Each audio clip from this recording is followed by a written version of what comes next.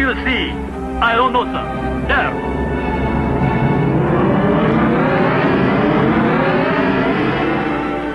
Capitan! Something is wrong!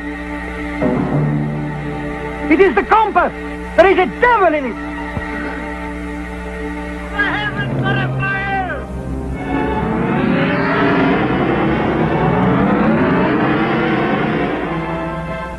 Monstro, Capitan. What manner of world is this new land we venture into?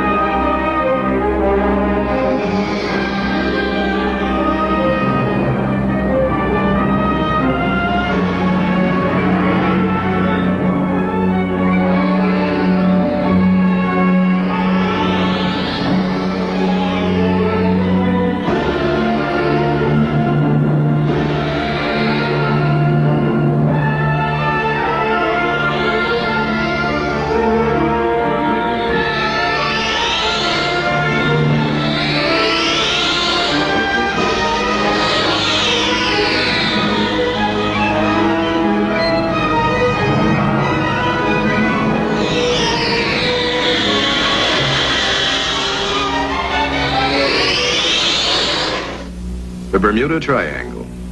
It's here, off the southeastern Atlantic coast of the United States. A triangle formed by Bermuda, Miami, San Juan, Puerto Rico. You are about to see a motion picture that will explore one of the strangest and most dangerous mysteries of our time.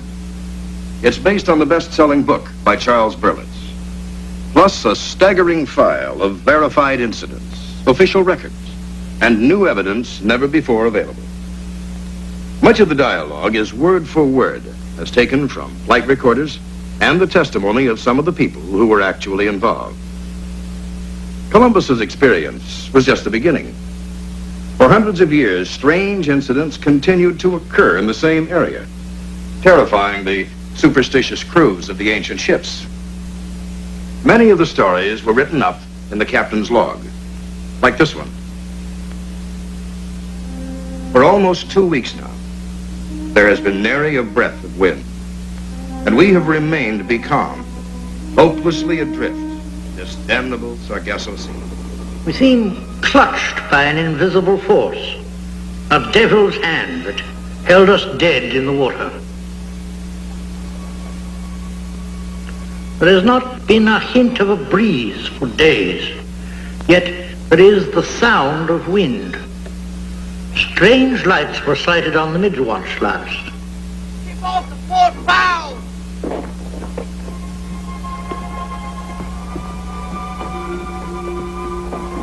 On a port, Captain!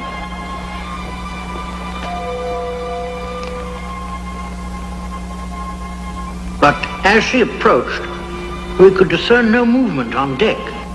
Nothing. Looks to be the Westbury Star, but she left Swansea 2 months ahead of us. Incredible. She shows no hands, no manner of life aboard. See if you can raise her. Aye, sir. By the signal cannon!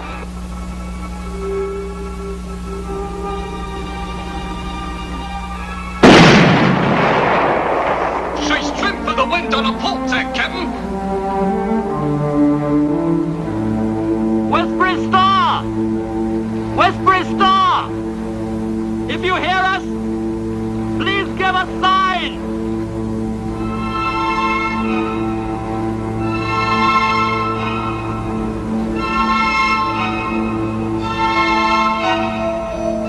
Wait, I see something.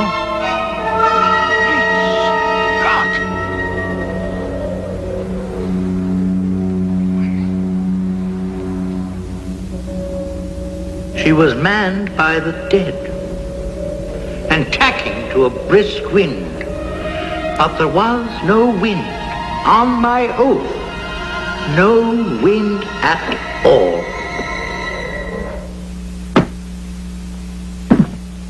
History gives us very little information about just how many ships disappeared in that area before the beginning of the 19th century.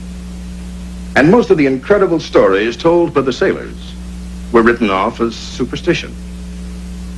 But then, in 1800, with the disappearance of the first American naval vessel, the USS Insurgent, with all 340 crewmen aboard, convinced the authorities to begin keeping records. Within a few days, this ship, the USS Pickering, vanished with a crew of 90. Then in 1824, the USS Wasp disappeared in the same area. More and more ships disappeared without a trace. The USS Grampus, the USS Wildcat, the Mary Celeste. Then in 1881, an incredible incident took place when the American freighter Ellen Austin found a derelict ship west of the Azores. Oh, the Mayfair! This is Captain May of the Ellen Austin. Is there anyone aboard?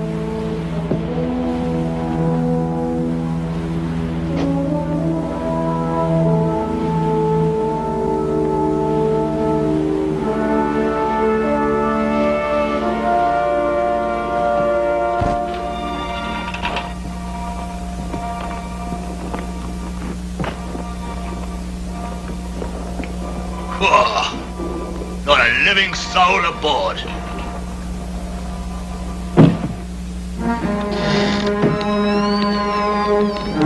Noah, go on.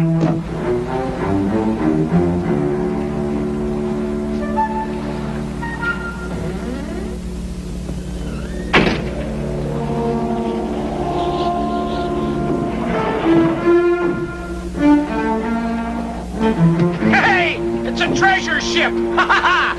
Silver bullion, and raw silk from China! Should show a fine profit. We'll put a prize crew on board. They can sail her back to port with us, huh? Right, all right. Take it to Barbara. You go after you check it out there. Hey, grab the money. Grab the money! Ah!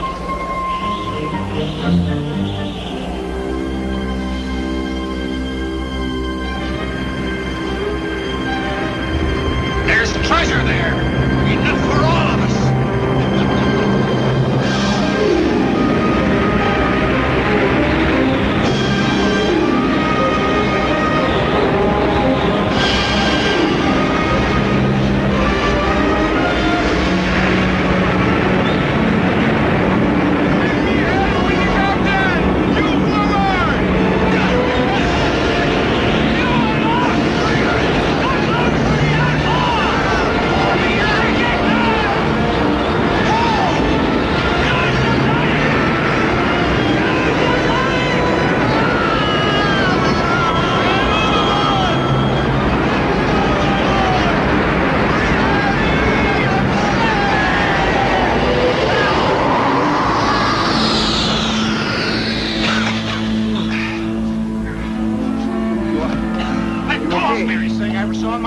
Where's my prize ship? Where's my treasure?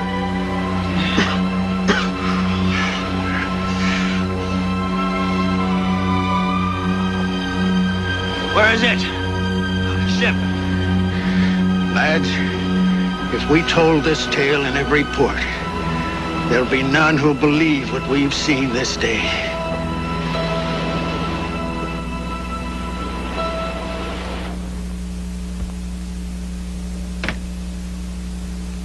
Ships and men continued to vanish in the ancient Sea of Fear. And then with the advent of air travel, planes began to disappear from the sky, just as mysteriously as ships did from the sea.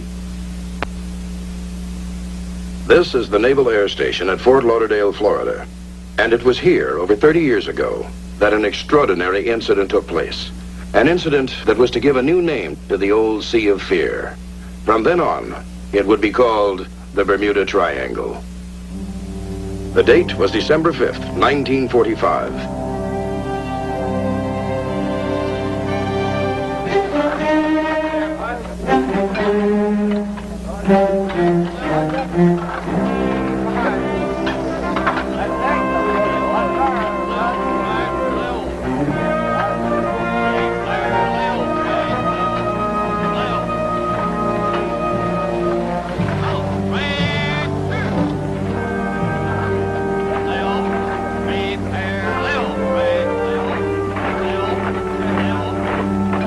Lieutenant Charles Taylor, United States Marine Corps.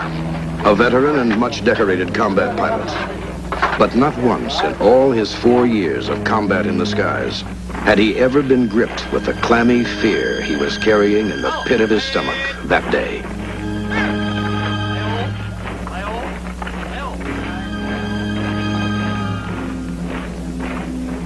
Lieutenant Taylor could not rid himself of the chilling premonition, and neither could another man assigned to Training Flight 19, Corporal Alan Cosnar. Listen, Lieutenant Loconis said he saw the thing himself. Said it was round like a pie plate, and just hovered over the swamp for a minute, and swish, it was off like a shot. It's probably a weather balloon. Somebody sees something, and bingo, it's men from Mars time. Hey, Cosnar, what's with you? You know, you've been staring out that window for nearly an hour. Thinking. Hey guys, you hear what happened to this morning's flight? Weird. What do you mean weird? Winds out of nowhere. Gusts up to 180 miles per hour. The other instruments went nuts. Loconis said it really gave Levine the shakes. Well guys, this is the last time you're gonna see Sergeant Gallivan in this old monkey suit. Yeah, from now on, the only wild blue yonder I want to see is in some chick's eyes. From now on, it is going to be Mr. Gallivan again. Yeah, that's right. You bust out of here tomorrow, don't you? Well, guys, we better shake it. It's getting late. You guys go ahead. I think I'm going to sit this flight out today. Hey, dig him. You know, you've been acting punchy all morning. Now, what's up? Nothing. I just don't feel like flying today, that's all. Yeah, well, I'm sure the flight commander will get all choked up about that. You sure you're okay, Alan? It's not like you to be so quiet. I think I'm starting to smell those discharge papers myself. Guess I'm just starting to lose my air legs is all. Thinking of home. I think we all are thinking of home. But in the meantime, pal, we still got to fly today.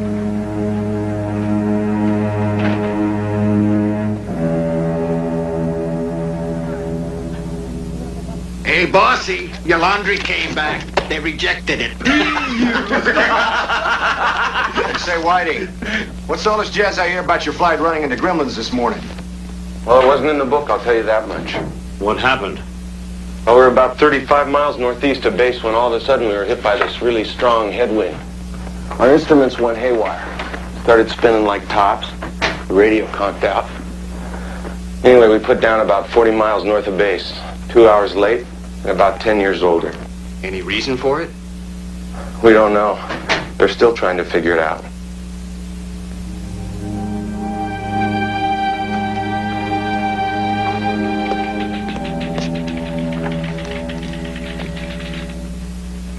Thank you for seeing me, sir.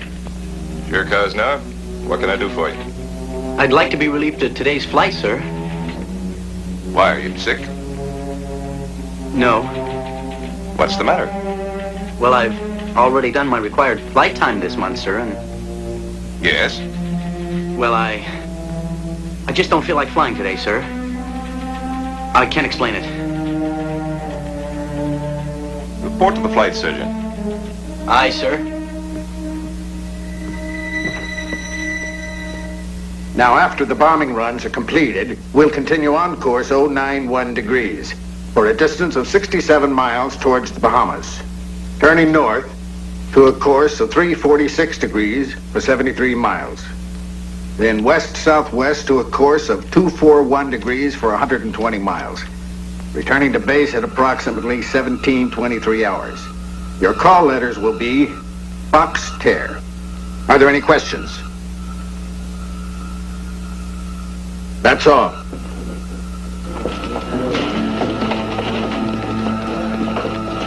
Excuse me, sir.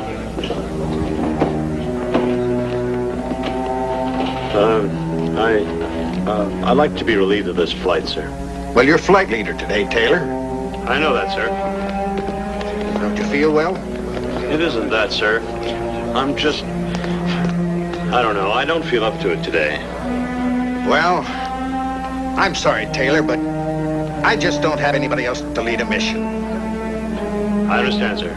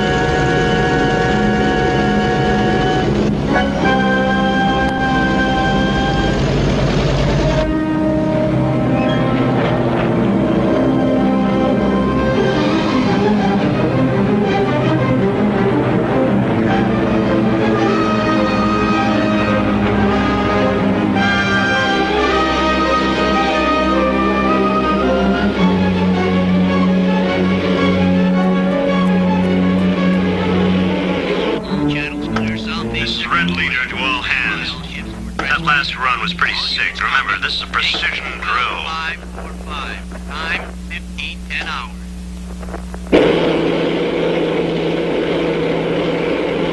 Say again, Red Leader. I'm not reading you. Something's happening to my instruments. This is Foxterra 28 calling Foxterra 36. My instruments have gone crazy. What's your heading? You read me, Powers? Foxterra 28, this is Foxterra 36. Hey, look, my instrument's malfunctioning too. Where are we? Some 40 miles away, another Navy plane piloted by Lieutenant Robert Cox picked up Flight 19's plane-to-plane communication. This is Red Leader. Do you read me? Repeat, all units. I recommend switch over to Channel 9. Level off at 7,500. I can't hear you. Fort Lauderdale, this is Foxterra 74.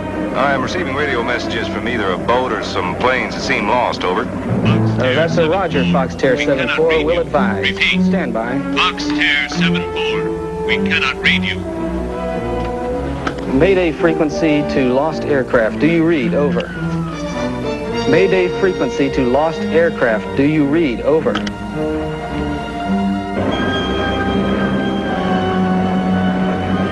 What's happening, Powers? Boat or plane calling Powers, this is Foxterra 74. Please identify yourself so someone can help you. Fort Lauderdale calling Foxterra 28. Do you read? Over. Fort Lauderdale calling Foxterra 28. Do you read? Over. Looks strange. Hazy. What's going on out there, Scully? License lost. Flight 19, sir. It sounds like they're lost. All their instruments are out. I can't hear you. They're not receiving us, Lieutenant. Well, keep at it. Foxterra 36, this is Fort Lauderdale. Do you read me? Over. Worshing, this is Hines. Flight 19 seems to be lost out there. Better round up some volunteers for a rescue party. Right. On a double. Foxterra 36, Fort Lauderdale. Heave up. Flight 19's in some kind of trouble and seems to be missing. I need everybody for a search mission. Fall in on the flight line in 10 minutes. Follow! Osnar? Come here a minute. I thought you were supposed to be on that flight. You told me to see the flight surgeon. He relieved me of duty. Well, did you get someone to replace you? Walton said he'd go for me. I bumped Bolton from that flight. He already flew up this morning. You can't fly twice in one day. Now, who's up there instead of you? I don't know, sir.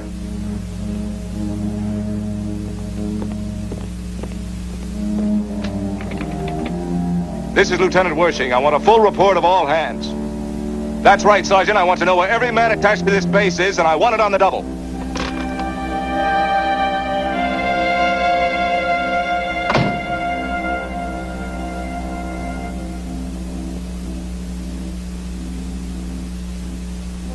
Roger. Search and rescue is standing by to take off, but air-sea forces are out of maneuvers, sir. Tell Air C to get those dumbos up as soon as they touch down. With the same crews if necessary. Yes, sir. The ocean looks strange. It's all hazy. Nothing's right. Horizon's lost. I can't be sure of any direction. Do you read me? Over. Identify yourself. This is Foxterra 28. This is Lieutenant Taylor. Foxterra 28, this is Foxterra 74. What's your trouble? Both my compasses went out. I'm trying to find Fort Lauderdale, Florida. I'm over land, but it's broken up. I must be over the Keys, but I don't know how far down. Give me a position. Guess anything. I'm over land, but I must be over the Keys. Listen, put the sun on your port wing if you're in the Keys and fly up the coast until you get to Miami. The air station is directly on your left from the port. What is your present altitude? We've been hit by 75-knot headwinds. All compasses and gyros are going crazy. What's happening? What do we run into?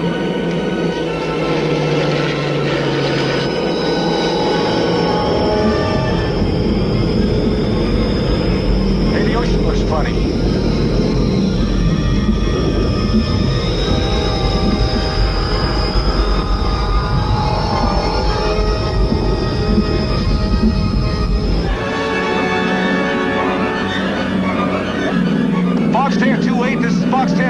7-4. Do you read me? Over.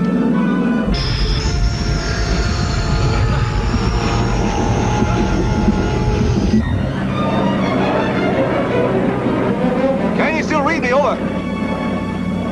Can you switch on your IFF gear? Negative. What about your ZBX? Do you read? Do you read me? Over. Foxtair 28, this is Foxtair 7-4. Do you read me? Over. Lieutenant Cox flew a search pattern until his fuel ran low. He heard intermittent transmissions the whole time from the units of Flight 19, but he was never able to communicate with them.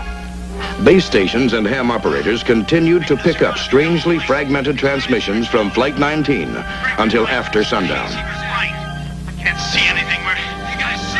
No, I'm out of touch with everything here. It's like a big, crazy rainbow out here. Only seen in. They're all different kinds of colors. Then, in the darkening hours, the last and most bone-chilling transmission ever heard from Flight 19. Don't follow us. Don't follow us. There's a blinding light on my face. Stay away. We keep playing. They look as if there was some vehicle, something from outer space. Even as the ham radio operator was twisting his dials frantically, 30 aircraft from the USS Solomons already were hard into the search. The highly trained and specialized search and rescue squadrons were ordered out, and under a siege of pressure, the Navy began issuing regular bulletins. From the Commandant's Office, Naval District. Regular air-sea rescue operations were implemented at 16:20 hours this date, according to standard operating procedure. Delayed returns of training flights are routine, and no problems are expected in locating the overdue aircraft at this time.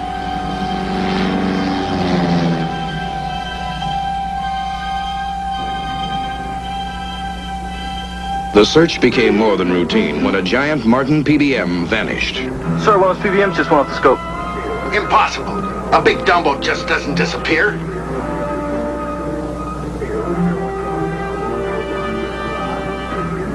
At 0600 hours this date, the entire Atlantic Fleet forces began a 1,000-mile sweep of the Bermuda Triangle seas. In simultaneous operation, all fleet units in the Gulf of Mexico are sweeping the north and central areas. Now hear this. All hands lay up to main deck for lookout assignment. The great search failed. 6 aircraft and 27 men vanished without a trace, as though into another world. Shortly after the disappearance of Flight 19, a Naval Board of Inquiry was held. Please, all we know is that the planes evidently got lost because of instrument malfunction. Are you saying that 5 planes and a giant PBM all had the same trouble at the same time? I'm sorry, gentlemen, I can't answer any more of your questions. All I can do is read you the board statement. It is the consensus of the board that this unprecedented peacetime loss seems to be a total mystery. The strangest ever investigated in the annals of naval aviation. A full transcript of the board's findings was never released, and 2 indisputable facts remain. 1, all hands at the Naval Air Station that day were present and accounted for. 2, Corporal Alan Kosnar was not on that flight. For 30-odd years, the question has gone begging. Who took Alan Kosnar's place? Or should we ask, what took Alan Kosnar's place?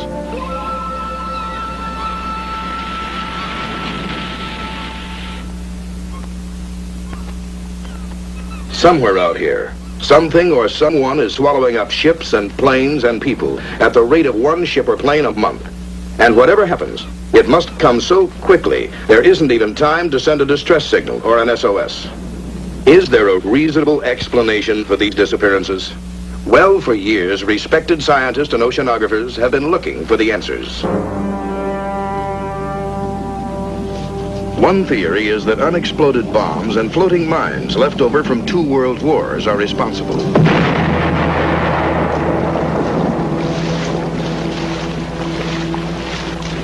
But in the hundreds of mysterious disappearances, no debris has ever been found, not even so much as an oil slick.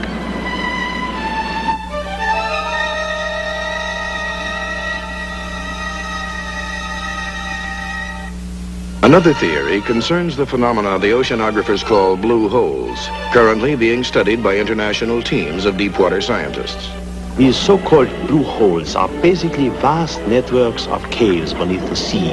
But how far they go or how deep, we really don't know. Well, we are not even sure they have been naturally formed. In some cases, they resemble metro tunnels. They are like colossal sponges. The change of the tides causes tremendous pressure changes within the caves, making strong whirlpools on the surface.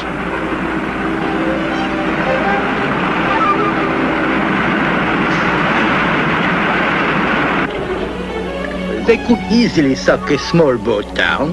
Easily.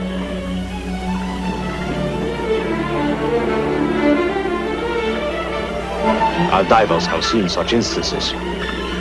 Small craft, yes, but not great ships, and certainly not an aircraft. For that, you must look elsewhere. It is interesting to note how many disappearances the authorities credit to underwater earthquakes.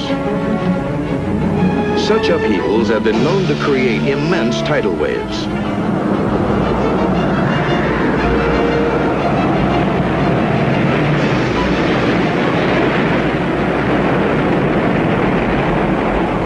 But none so high as to swamp an airplane in flight. However, there are stacks of sworn testimony of aircraft flying into a cloud and vanishing.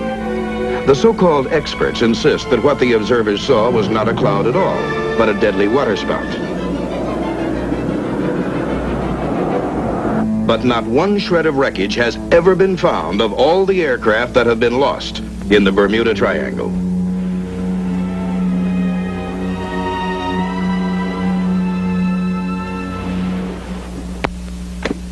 Miraculously, there have been a few people who have lived through mysterious incidents in the Bermuda Triangle and who have come back to relate what happened to them.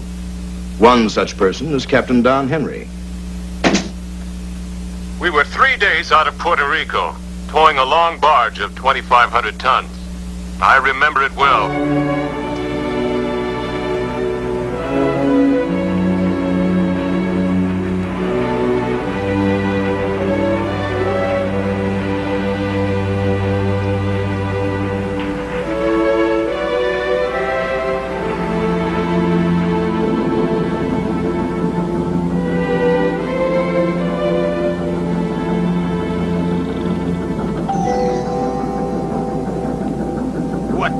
Just finished taking that lousy thing apart and oiling it. Chavez! Chavez! Yes, sir! What's wrong with the generator? I don't know. The generator is fine, but look at... Meet me in the engine room, Chavez. Okay, sir, but you better look on deck first.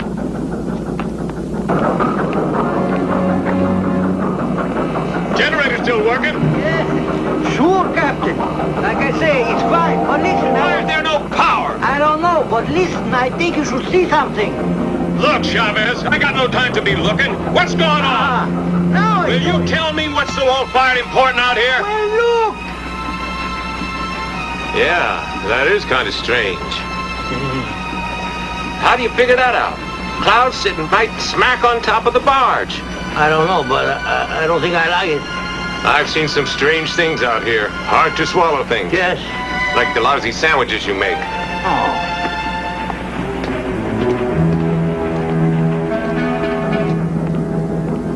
Must be a short in here someplace.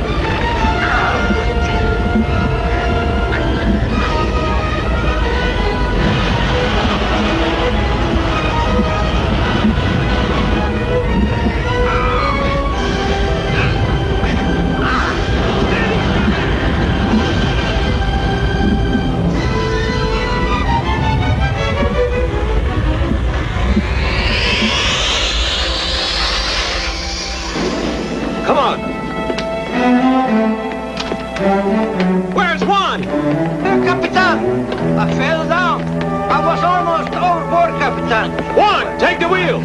The barge! Ship bust loose! Then what? Hold it up the tow line. Oh, it's pretty cold. It's freezing.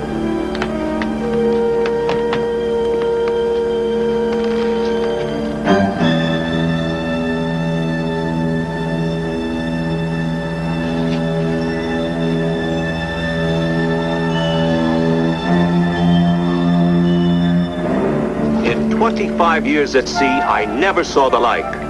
A freezing cold in the middle of August. Yet the rails were as hot as steam lines. Something in that strange cloud had sucked up the energy of our generators and our engines. Sucked up the heat of the day itself. Something that wanted us. Tried to pull us into that cloud. A Swedish oceanographer suggested that the barge had been caught up in a waterspout. But Captain Henry was an old salt. He knew a waterspout when he saw one, and he swore that wasn't what he saw. Besides, a waterspout wouldn't have explained the unusual warmth of the tug after the incident, or the loss of electrical power. Of course, the newspapers paid little attention to what happened to four seamen. But it was quite another story sometime later, when 1,500 people were stranded in the Triangle. It was April 3rd, 1974, and the world's most luxurious liner, the Queen Elizabeth II, was making 35 knots, 100 miles south of Bermuda, while a Coast Guard cutter followed, keeping the giant ship in sight and on their radar scopes. What the? She's gone.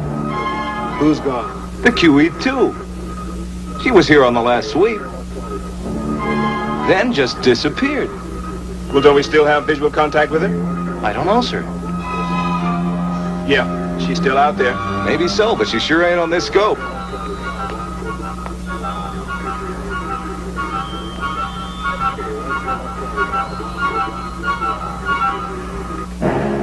Ladies and gentlemen, this is your captain speaking. May I please have your attention? Please accept our apologies. We are experiencing a minor technical difficulty.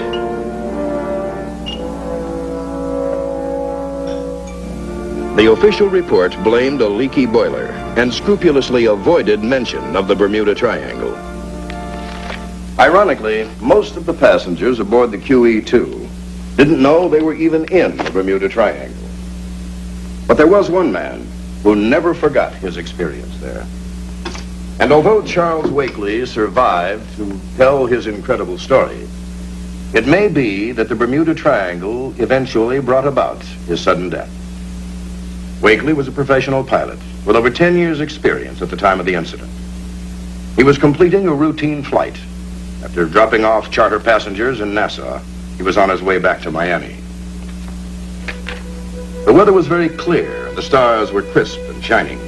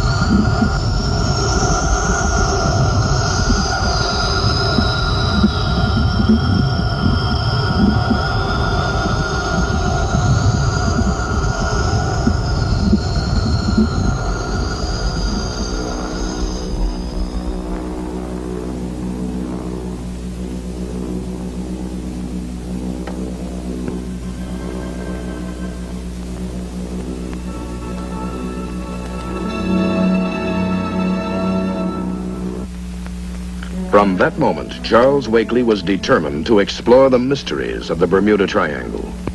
Bermuda Triangle, case history number 31. Alice Johnson. Subject was flying from Bermuda to Miami. Halfway to destination, subject had an encounter with an unknown force.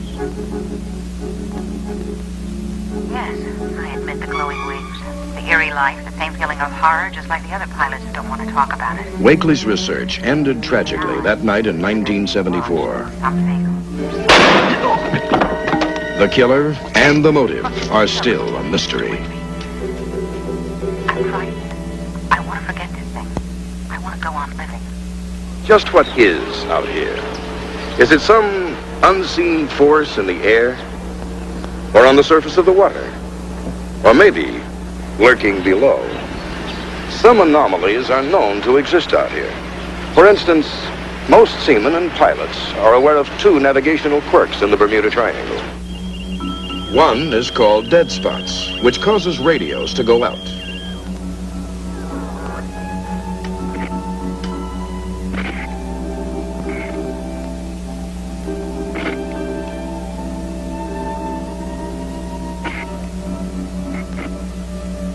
The other is a variation in magnetic compasses, which in the triangle point to true north instead of toward magnetic north.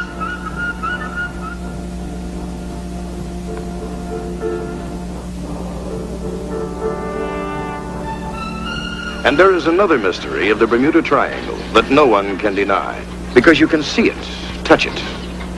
It's right out here, just off the Bahamas. The luminous glowing of the mysterious white waters.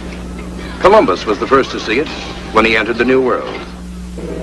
And it's the last view of Earth when the astronauts rocket through space toward the moon. The phenomenon still baffles modern science, but the Greek philosopher Plato may have had the answer, along with the ancient Egyptians and the world-renowned psychic Edgar Cayce.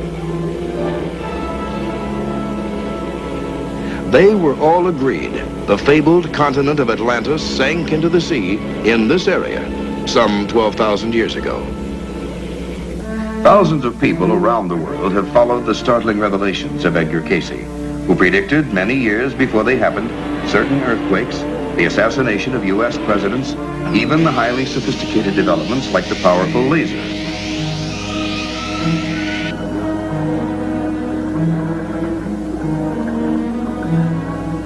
Could the white waters somehow be connected with Cayce's claim that Atlantis is lying underwater here off Bimini?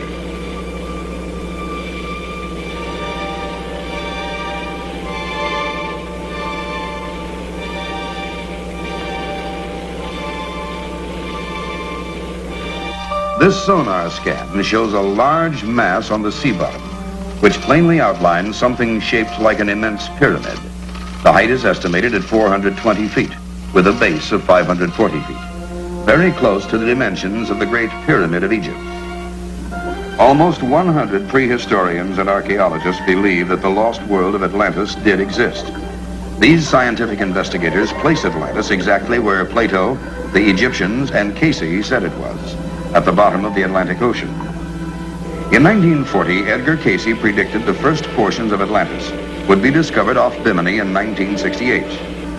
As if to fulfill this curious archaeological prediction, 28 years later, in 1968, oceanographer Dr. J. Manson Valentine and 3 associates discovered an extensive wall of irregular stones, shaped and accurately aligned, forming what is now known as the Bimini Road or Wall, whose exposed section alone measures over 900 feet long.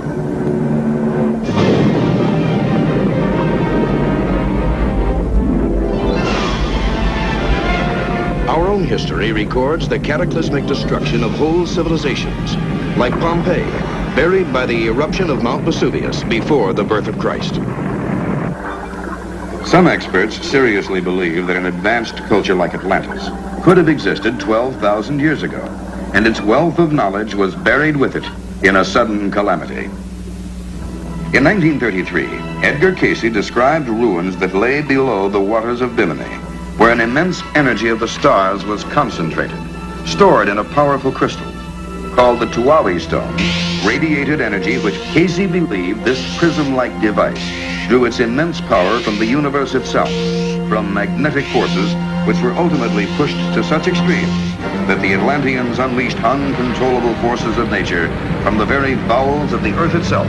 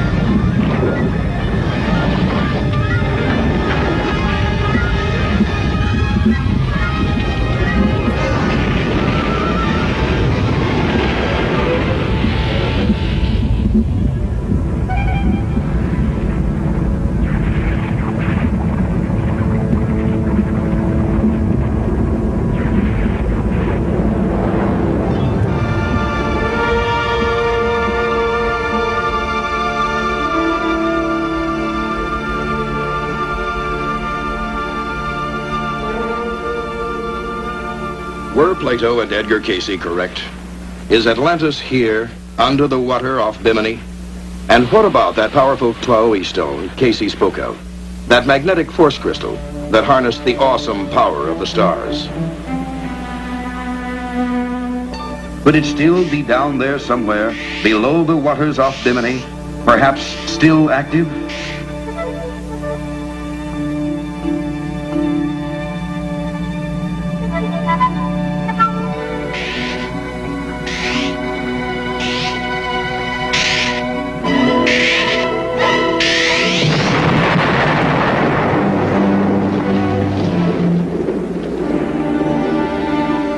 Still another theory favored in some circles is a sort of anti-gravity tunnel, visible only as a whirlpool in the sea. An inverse magnetic field capable of altering the molecular structure of any physical property entering it.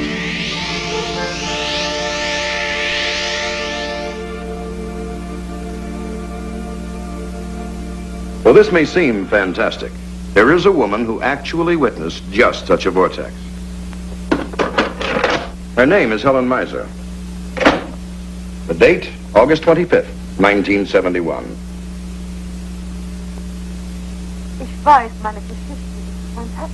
I know my story sounds very fantastic, but it is true. Please believe me, I knew nothing of science or such complicated things as gravity. On that day, I was just a tourist, enjoying my flight from Miami to Nassau on a beautiful sunny morning. Good morning, ladies and gentlemen. Breakfast will be served in a few minutes.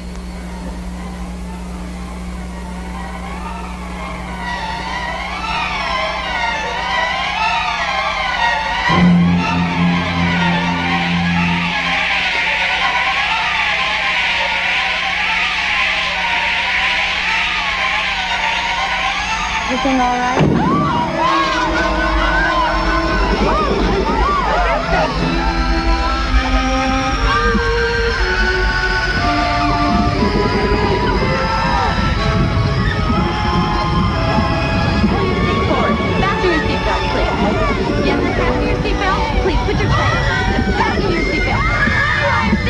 Please, everyone! Lads! Come on! Ladies and gentlemen, may we please have your attention?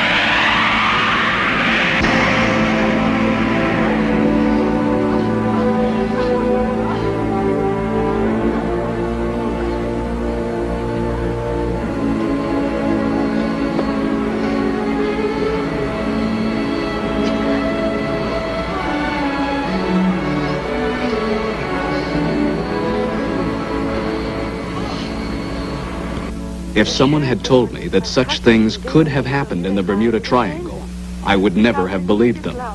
But now I know that anything is possible.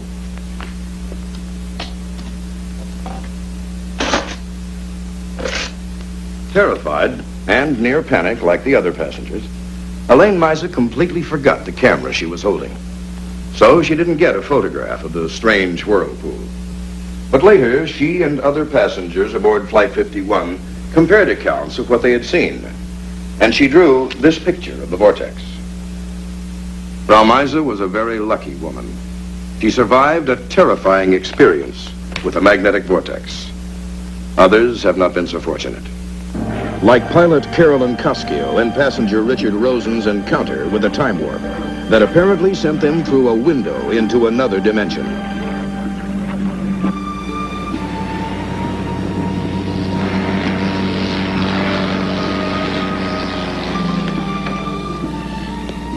This is Grand Turk. Do you read me, Cessna? Cessna, this is Grand Turk calling. Do you read me? Does that look like Grand Turk down there? Yes, deserted. Deserted? Are they crazy? The island's shaped like Grand Turk. There's nothing on it. I can hear them, but they can't hear me. Something must be wrong with their radio. Not just our radio. It must be blind. It's clear as a bell out there. No landing strip, no buildings, no people. It's sure not Grand Turk, Carolyn. What is wrong with that crazy man? He is right over us. This is Grand Turk calling, Cessna. You're right over us. Honey, there's no way out. Out of what? What's she talking about? They gone. Gone?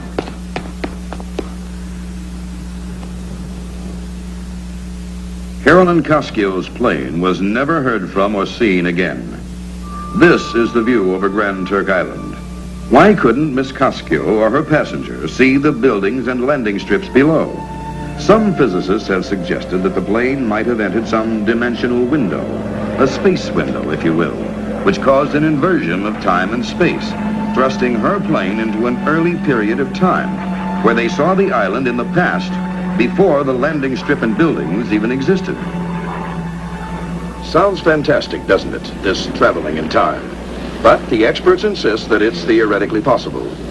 And eyewitness accounts of ships and planes suddenly appearing and then quickly disappearing have been coming out of the Triangle for years. In 1881, a very special naval cadet of the British Royal Navy, aboard the HMS Inconstant, reported seeing the Flying Dutchman suddenly appear in a strange phosphorescent light, only to disappear moments later.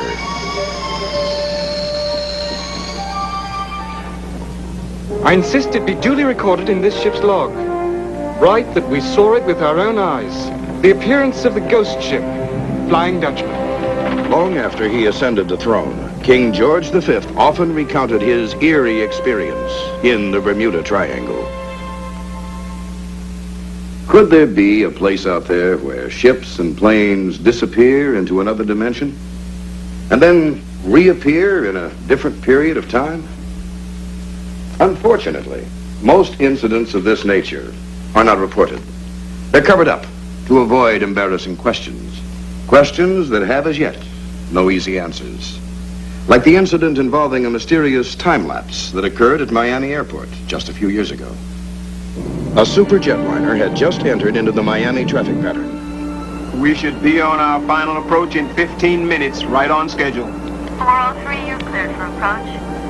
Give us a time check, will you, Miami? In 5 seconds, it will be exactly 0008. Right on the button. It was a clear and beautiful night in the Triangle, and Miami Control Center was routinely tracking the flight's approach.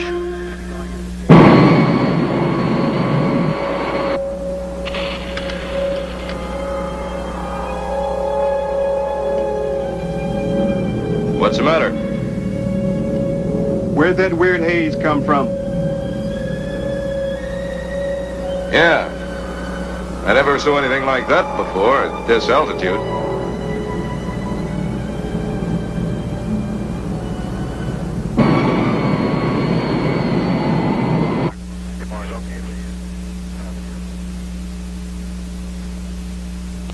Flight 403, this is Miami Center. How do you hear me?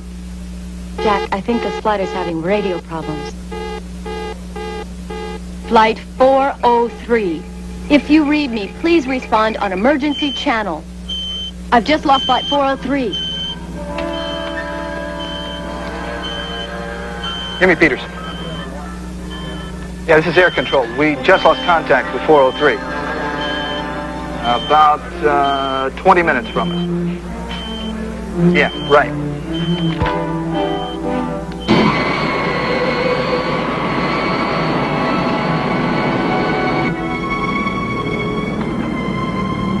How come we can't see Miami yet? Don't rush us. What time is it? I think my watch is broken.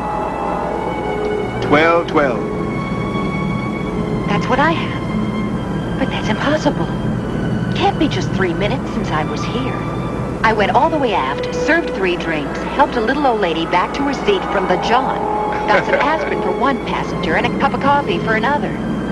Now, I couldn't have done all that in just 3 minutes.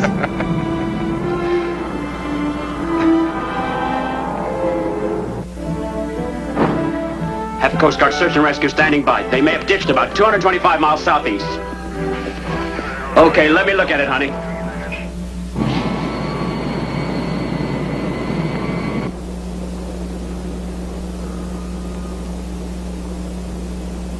Looks like we're flying out of that weird haze. That's strange. What? I don't see it behind us. It just disappeared. Yeah.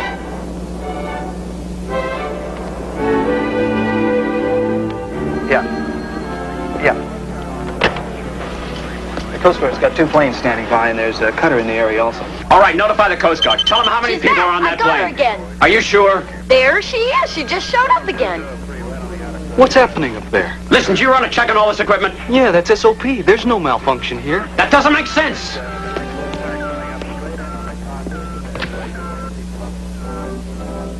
This is Peterson. Tell the Coast Guard to stand down. She just showed up again. Wait a minute, Pete. What could have made her slip off the screen for 10 minutes like that? I'll think about that whenever this knot in my stomach straightens out.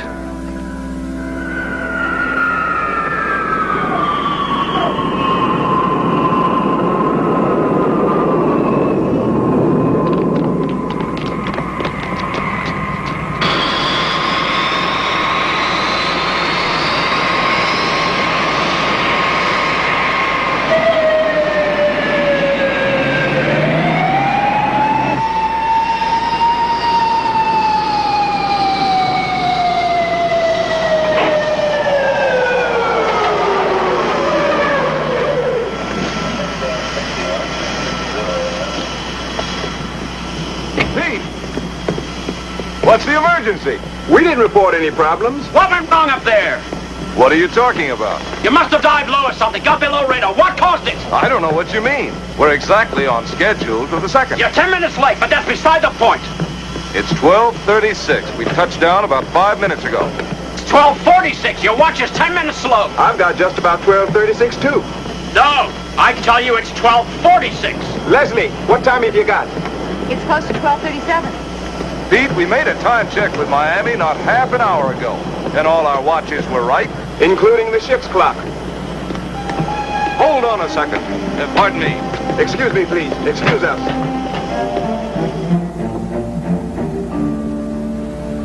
$12:37. Exactly what we have.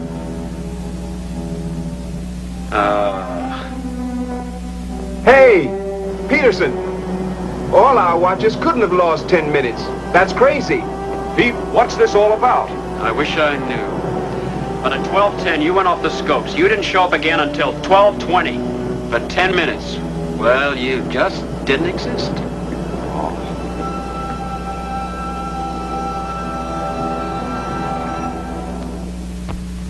Just what did happen to this giant ship of the skies? It seems highly unlikely that all the crew's watches and the ship's clock would have been precisely 10 minutes slow. But could Flight 403 have passed through the tip of that dimensional window, disappearing then reappearing 10 minutes later, stopping the passage of time on board the plane, holding it suspended somewhere in the fourth dimension. Is it possible? Based on Einstein's complex unified field theory, many scientists believe that strong concentrations of magnetism, such as occur in the triangle, might actually alter the molecular structure of matter, causing it to disappear, or even be pulled into another dimension. Following publication of his startling book in 1955, Dr. M.K. Jessup, the world-renowned astronomer and scientific philosopher, received a letter that was to add a new dimension to his life's work. Dr. Jessup's book had called upon his colleagues in the scientific community for a reappraisal of Einstein's disturbing unified field theory. But he was totally unprepared for the letter.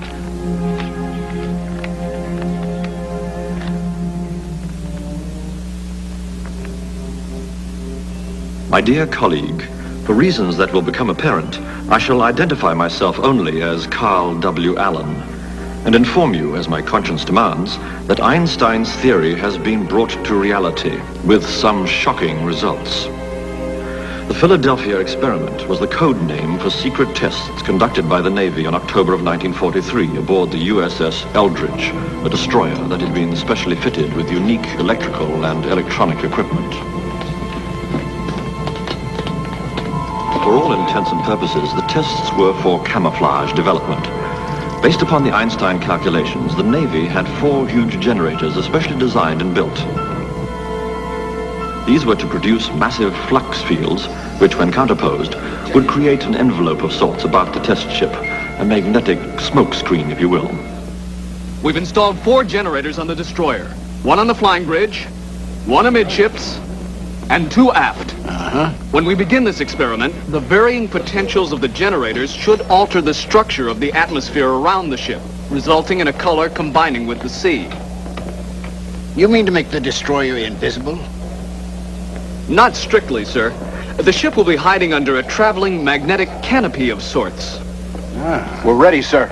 Good. Please be seated, sir. Proceed with the countdown. Now hear this! Now hear this! All stations stand by for ready report. Station 4, all systems. Station 6, after bank loops closed and reading. Shunt power to start. We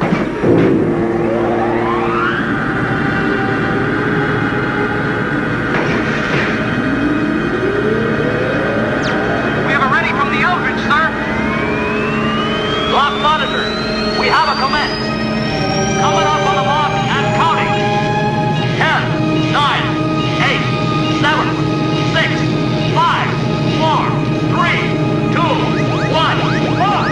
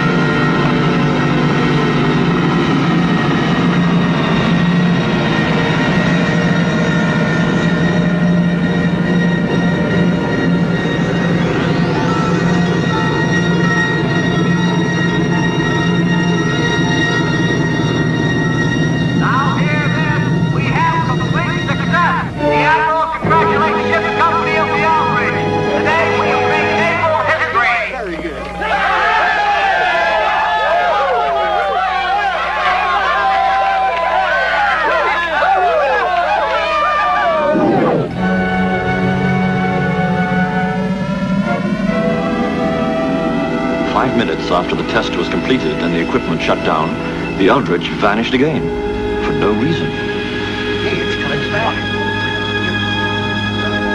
The Eldridge reappeared just as suddenly a few minutes later. The immediate after effects produced retching sickness and considerable painful symptoms among the men. Horrid. But what happened later was far worse. The test was an unqualified success for the equipment, Jessup, but an utter failure for the crew that had been exposed to something far worse than nuclear radiation. Only the lucky ones went mad. I saw him there. Don't tell me he wasn't there. Don't tell me he wasn't there. I saw him.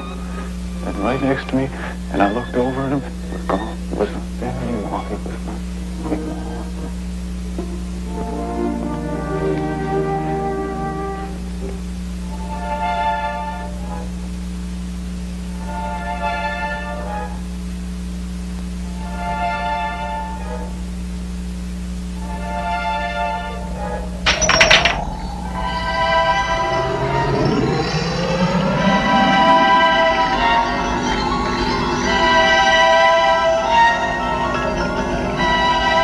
Many of these poor men continued to experience a trans-dimensional phenomenon, completely destroying any chance they may have had for normal lives. They've become freaks, Jessup, freaks that were quickly and carefully snatched into seclusion. To avoid embarrassing questions, they've become nothing more than carefully preserved specimens, Jessup. I've seen them myself. Human beings reduced to the level of laboratory animals. My dear Jessup, in our responsibility to science, can we forget our humanity? I leave it to you to decide if further work shall be put into this or not. I write in hopes there will be. Allen's letter set Jessup upon an exhaustive 5-year search for the truth. And in spite of threats, insults, and coercions, Jessup continued to probe right up to the last bizarre moments of an April night in 1959. Listen, I've reached some fantastic conclusions regarding that Philadelphia experiment, and I've got to see you right away. How about tomorrow? No, right away, tonight. Fine. Good, I'll be there in an hour with all my notes. But neither Jessup nor his papers ever arrived at that meeting. Why? Suicide by carbon monoxide poisoning. White male Caucasian, approximately 62 years. No papers, notes, or effects. Dispatch coroner and ID unit. No papers or effects were found with Dr. Jessup's body. Why? Did such a fantastic project as the Philadelphia experiment ever really take place? We don't know for sure, but to date, at least a dozen books have been written about it. The key question is this. Did the government have a top-secret project involving the Eldridge and an application of Einstein's unified field theory? A Princeton scientist who claimed he worked on the early stages of the project says that he saw a handwritten sheet of complex mathematical calculations pertaining to the project, and that he recognized the handwriting as that of Albert Einstein himself. Some people claim that high-ranking research officers persuaded the Navy to let them use this ship, the Eldridge, just as soon as she was built. Interestingly, the logbook for the Eldridge is missing. The pages for the first 3 months of her service. Why? This is a picture of the dry dock where the Eldridge was built, filed top secret for 22 years. Another interesting note is that the Eldridge later experienced an unusually high desertion rate. For some reason, her crewmen kept jumping ship in greater than average numbers. Could it be that there was still some lingering after effects of that mysterious experiment? In this era of vigorous investigative reporting, as demonstrated by such exposés as the Pentagon Papers and Watergate, we find it baffling that even after 35 years, witnesses still refuse to talk about the Philadelphia experiment. And it is worthy of note that the Office of Naval Research categorically states that the incident never took place. This is the book by Jessup, which sparked Allen's letter. In it, Dr. Jessup theorizes that UFOs appear and disappear in the Bermuda Triangle, using much the same techniques as were reported in the Philadelphia experiment. For instance, there's the widely publicized incident that took place on January 7th, 1948. It involved a flight of P-51 Mustangs and a UFO spotted in the skies over Fort Knox, Kentucky. The police subsequently passed on the reports to nearby Godman Field at Fort Knox. Tower. Yes, sir. Lieutenant, it's the CO. This Lieutenant Michaels. Yes, sir. We've had visual contact with whatever it is for the last 5 minutes. No, sir. I checked with Wright Field. They have no experimental aircraft in the area.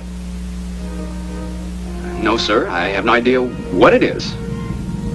Yes, sir. Where is it? It's right out there. Well, sir, it seems to be gold. It's round. It has a red border at the bottom and a red border at the top, but only intermittently.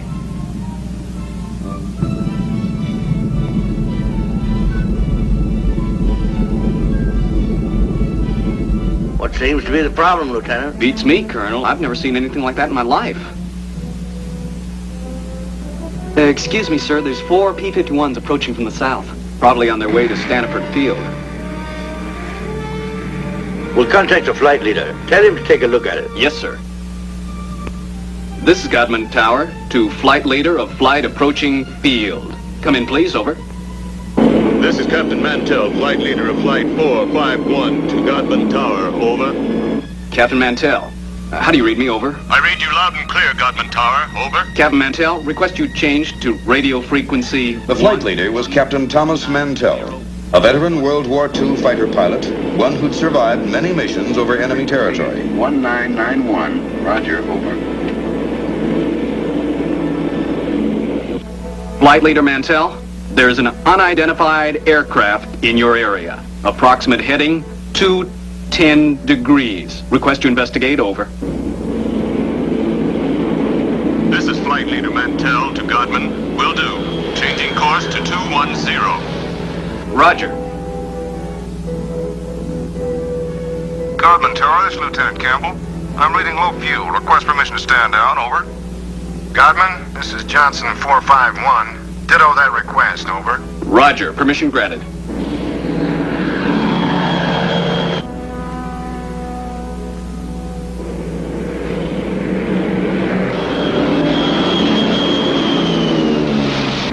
Captain Mantell was now on the UFO's heading and climbing fast, leaving Lieutenant Hammond, the one remaining wingman, behind. At 2:45, Mantell contacted the tower. I see it. It's directly above and ahead of me.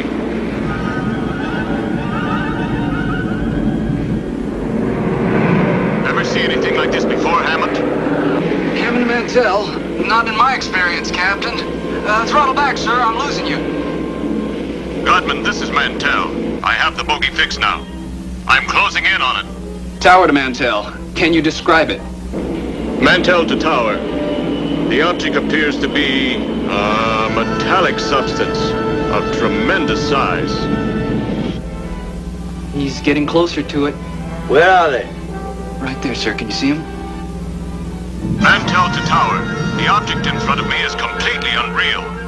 I'm going to try to close in for a better look. I'm going to 20,000 feet. Level off, Captain, until I regain visual contact. Do you read me? This is Hammond to Mantell. Do you read me? Do you read me, Captain? Do you read me?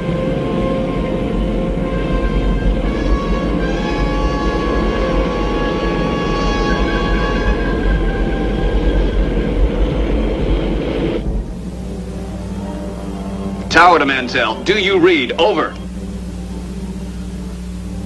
Tower to Mantell. Come in, please. Over. Godman, this is Lieutenant Hammond. I've lost visual and radio contact with flight leader. Is he reading you? Over. Stand by, Hammond. I can't see him anymore either. Man, that thing, it's gone into the clouds. This is Godman Tower to flight leader Mantell. Do you read? Over.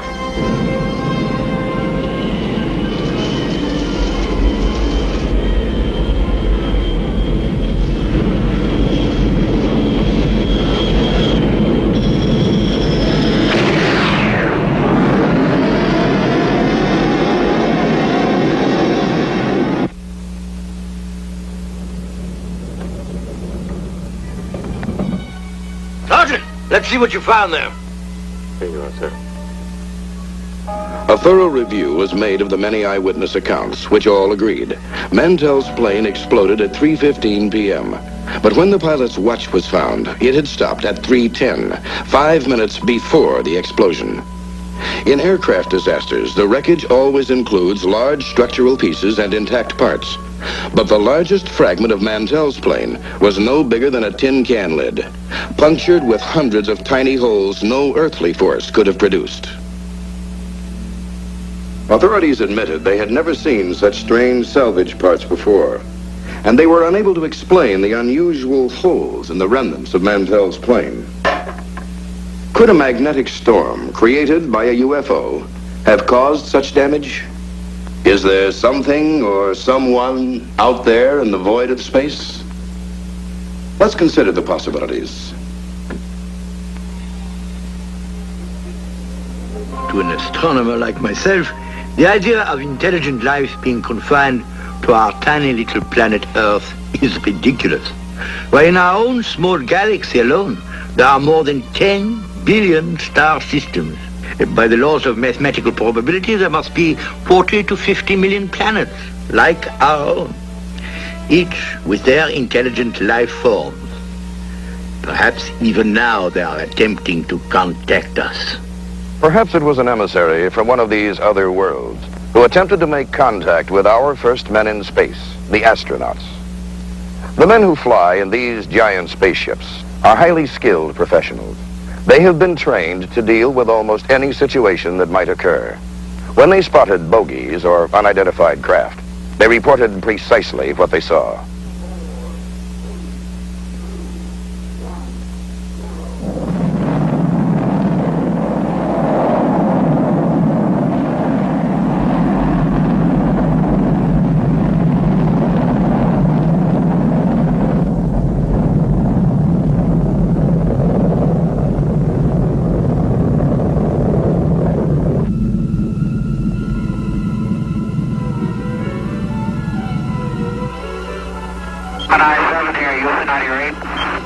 Clear. 7, go ahead. Bogey at 10 o'clock high. This is Houston. Say again, 7? So we have a bogey at 10 o'clock high. Roger. Gemini Control here again. The reference in that conversation was bogey. This is Gemini Control in Houston at 4 hours, 24 minutes into the flight.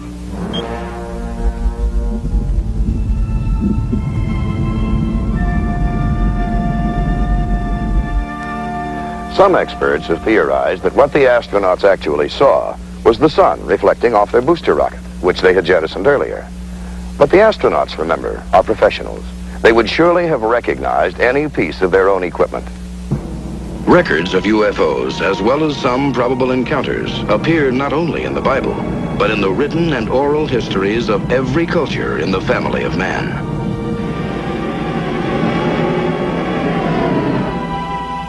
In the last 30 years, UFOs have been sighted all over the world and over nearly every major city. But there seems to be a surprising concentration of sightings right here in the Bermuda Triangle, even though only a small percentage of them ever get reported to the authorities. John Fairfax was a daring adventurer who'd set out to row the Atlantic from the Canary Islands to Florida. How do you explain your experience in the Bermuda Triangle? Well, as I've said, ladies and gentlemen, I can only relate what happened. I can't explain it at all. This all occurred around about the evening of May the 5th, towards the end of my trip.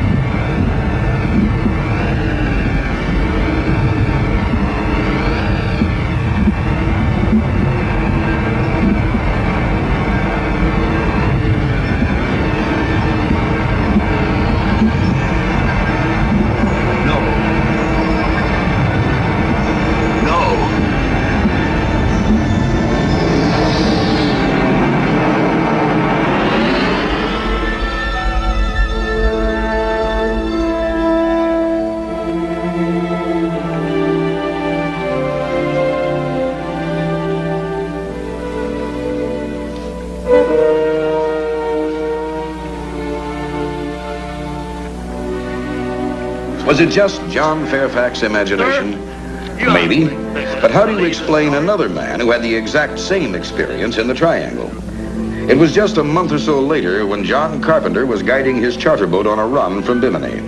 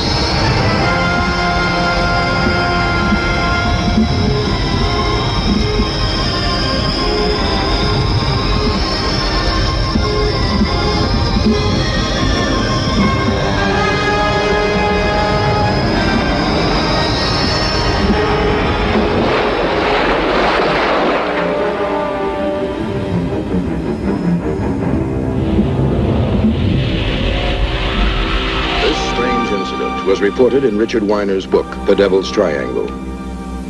Fairfax and Carpenter are only 2 out of thousands of people who have seen something strange out there. Even a member of the United Nations and our own President Carter claim to have seen UFOs. If there are alien vehicles around, where are they coming from? Dr. Valentine and other scientific observers suggest that UFOs may emanate from one of 3 sources. From somewhere out of our own solar system, or as French astronomer Jacques Vallée suggests, from a point much closer to us in our own world, allowing ships from another dimension to slip into the time warp window suspected of being located in the Triangle. Or perhaps even from a world far below the water. It should be noted that in the southeast corner of the Bermuda Triangle is the Puerto Rican Trench, the deepest place in all of the Atlantic.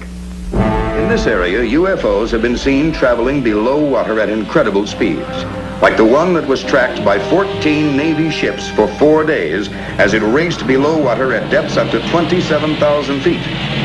Then, on August 4th, 1969, 2 lighthouse keepers from Great Isaac's Light mysteriously vanished. In the vicinity at the time, a fisherman reported seeing a fast-moving globe below water, speeding away from the island, but clearly visible just below the water's surface. Not all UFO sightings in the Bermuda Triangle took place under isolated circumstances. In some cases, they were seen by literally thousands of people. Probably the most famous case of many eyewitnesses to UFO activity took place in Puerto Rico at the southeast corner of the Triangle. It began on a summer night in August 1972 in the little village of Adjuntas.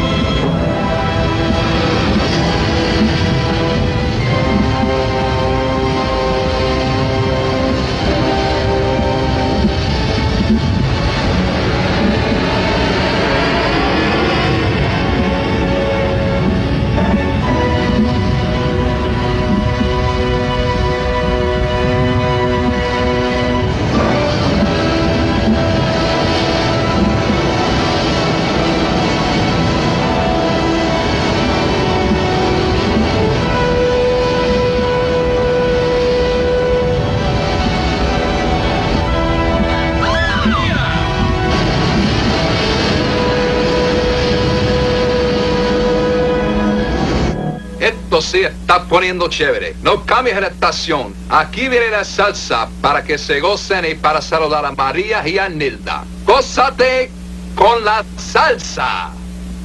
Ahora sí.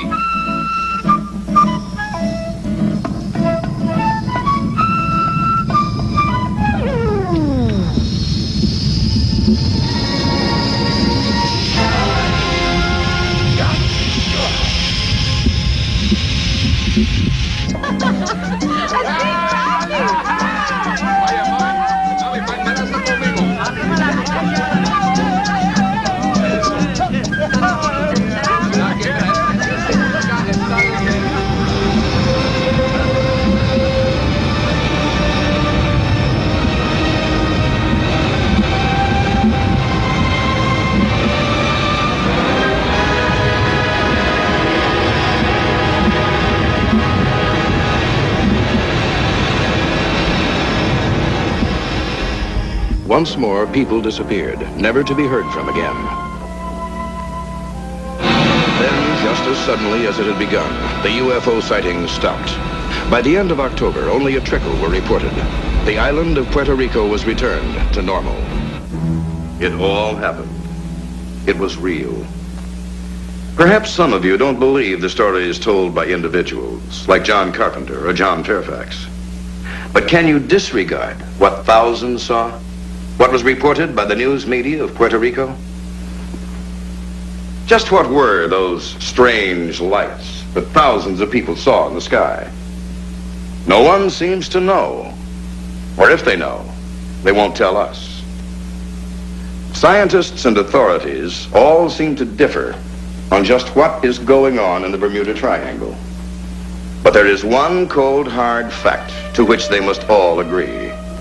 A shocking number of ships and planes and lives have mysteriously disappeared in this area, and they continue to disappear. Whatever our differences as nations, we are all one family of men, and this planet Earth is our home. We can all unite to solve the mysteries of the Bermuda Triangle. Has some highly intelligent aquatic race found its way up from the depths of the ocean? Is the triangle a base of sorts for aliens from outer space? Is lost Atlantis below these waters? And just who or what is collecting human specimens? Blue energy, time warps, or a window into another dimension?